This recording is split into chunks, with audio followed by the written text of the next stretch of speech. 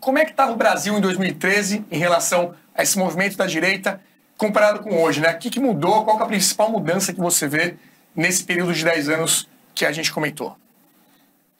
Principal mudança com relação ao movimento? Ao movimento de direita. Cara, em 2013 ninguém achava que era um movimento de direita, né? Era um movimento contra tudo e contra todos, né? Quer dizer, ele começou com um movimento de esquerda, na verdade, né?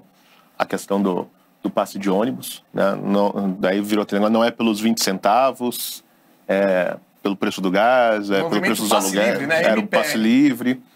E aí o negócio começou a crescer e as pessoas começaram a ir na rua para reclamar de qualquer coisa, né? E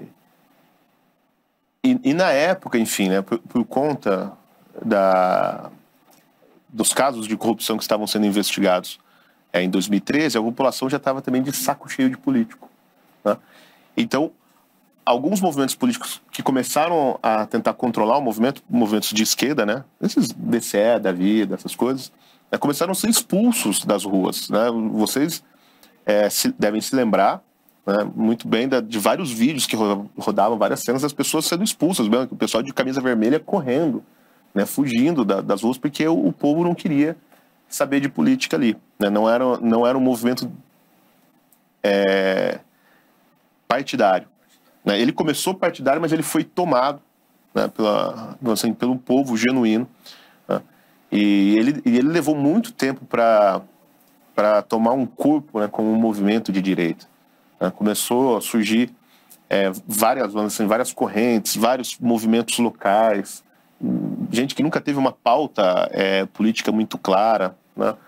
Mas ele logo se tornou um movimento antipetista, né? Em muito pouco tempo, aquilo que começou como o passe livre se tornou um movimento antipetista.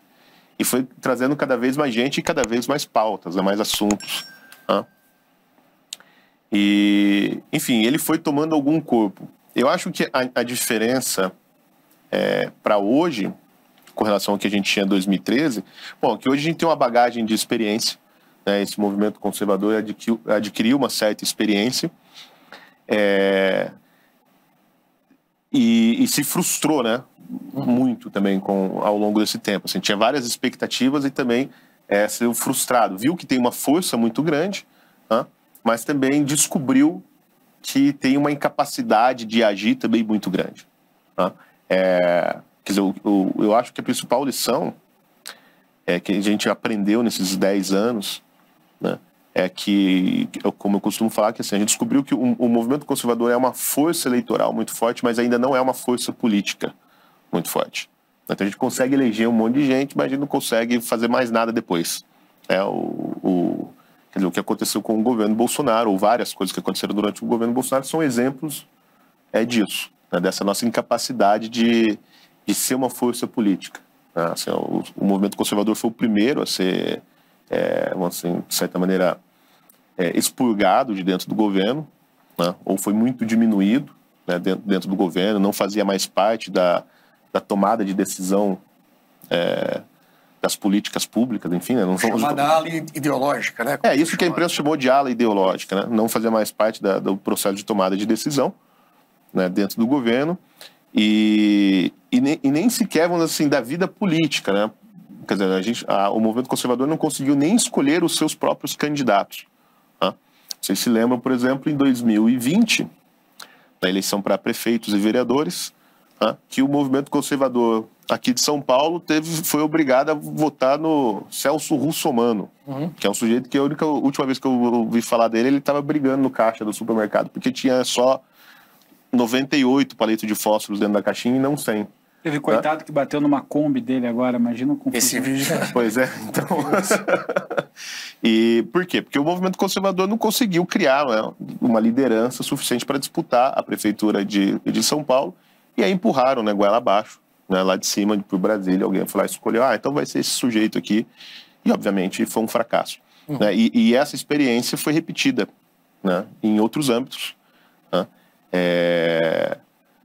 Aconteceu agora nas últimas eleições também, em vários estados, a base do movimento conservador foi obrigada a votar num candidato com o qual ela não se identificava de maneira alguma, né? Mas por quê? Porque era o candidato do governo, né? O candidato que ganhou uma disputa de alianças dada em Brasília, Né? Por exemplo, eu acho assim, o caso que eu pelo menos conheço melhor é o caso do Jorge Seife, em Santa Catarina, né? Que ele é carioca, ele não é de lá.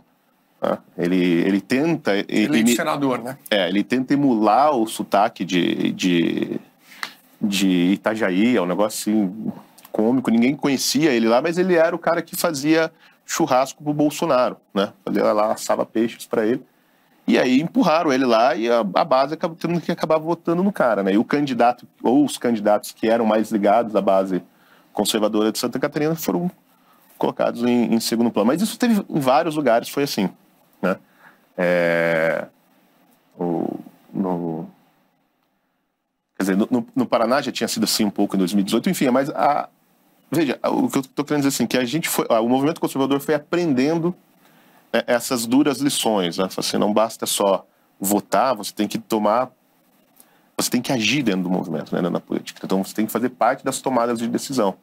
E a gente ficou durante 8 anos pedindo coisas e depois que, vamos dizer, a direita virou governo, ficou aplaudindo o governo e parou de fazer demandas, né?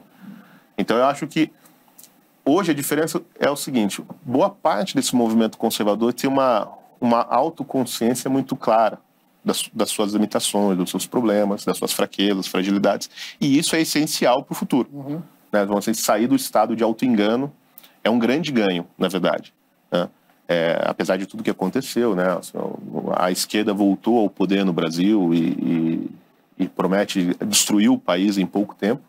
Né?